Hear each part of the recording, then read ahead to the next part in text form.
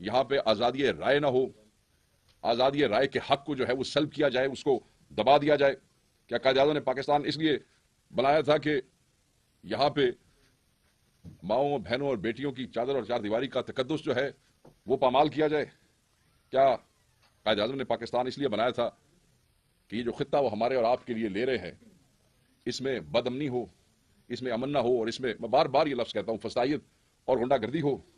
पाकिस्तान ने ये पाकिस्तान का ख्वाब नहीं था, ये उसकी ताबीर नहीं थी कायद-ए-आज़म के ख्वाब की, जो आजकल के हुक्मरानों ने इस मुल्क का हशर कर दिया है। तो मेरा सवाल तो सिर्फ यह है कि इमरान खान का गुनाह क्या था कि उसने कायद-ए-आज़म के पाकिस्तान की जो हकीकी तस्वीर है वो ड्रॉ करने की कोशिश की है? क्या इस मुल्क के नौजवान का कसूर यह है कि वो सच बोलना चाहता है? क्या इस मुल्क के नौजवानों और बच्चों का कसूर यह है कि अब वो अपने राइट्स, अपने हकूक के हवाले से अवेयर हो चुके हैं? क्या कायद-ए-आज़म